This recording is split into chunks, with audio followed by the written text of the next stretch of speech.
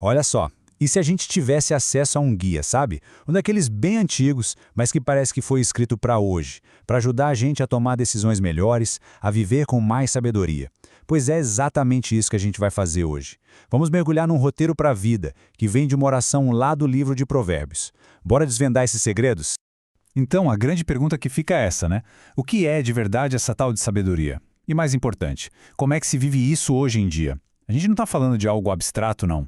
É sobre uma sabedoria que funciona na prática, sabe? No trabalho, em casa com a família, no nosso dia a dia. Como é que se cultiva essa qualidade que, convenhamos, parece tão difícil de encontrar por aí? Beleza, então nosso caminho vai ter 5 paradas, 5 pilares. A gente começa com o alicerce de tudo, a humildade. Depois, a gente vai ver por que a integridade é mais importante que sucesso. Aí, vamos explorar a força que tem no perdão, que é algo surpreendente. Na sequência, um caminho para encontrar propósito e, para fechar, como colocar tudo isso em prática no dia a dia.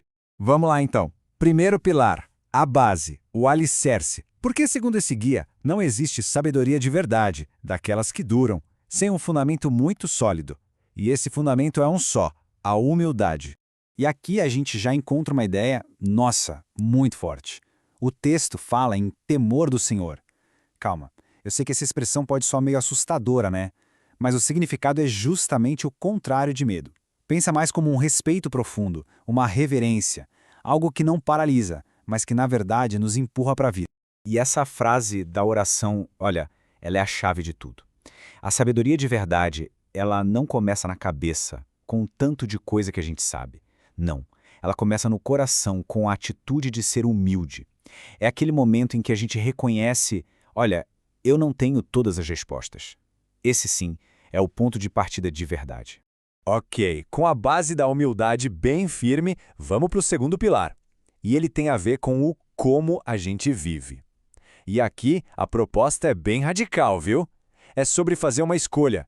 Colocar o caráter, a integridade, acima de qualquer coisa que pareça sucesso por fora. A comparação que o texto faz aqui é, nossa, é muito visual. Pensa assim, de um lado tem um caminho da integridade. Pode até parecer simples, sem muito brilho, mas é valioso, sólido como um diamante. Do outro lado, o caminho da ostentação. Sabe, aquele que impressiona, parece grandioso, mas por dentro é oco, é vazio. É a velha história, né? A escolha é entre ser e parecer. A conclusão aqui é direta e reta.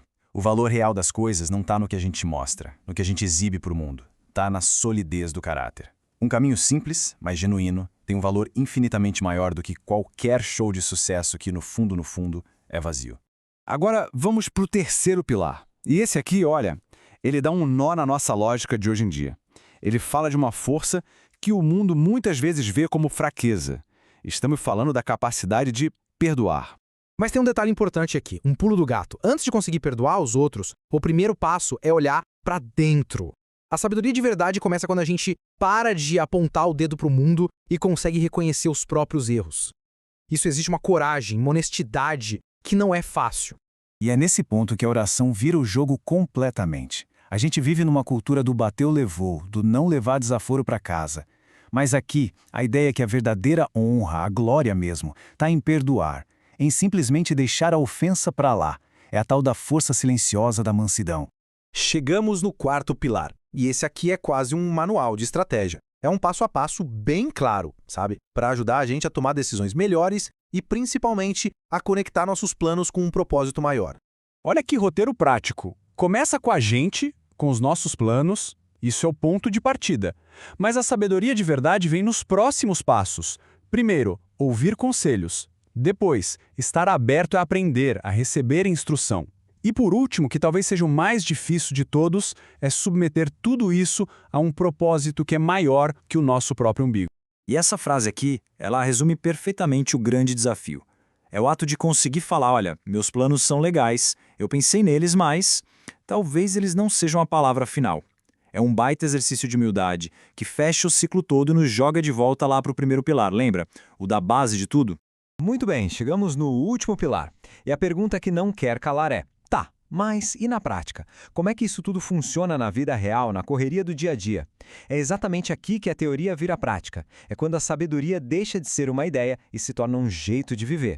Porque a sabedoria não é algo que a gente constrói num grande evento, numa virada de chave. Não, ela é construída no tijolinho por tijolinho das pequenas ações diárias. É no jeito que a gente trata as pessoas, especialmente quem mais precisa, é em combater a preguiça, é na dedicação que a gente põe no nosso trabalho, na honestidade das nossas relações. São essas pequenas escolhas, sabe, que quando a gente vai somando, constroem uma vida de sabedoria.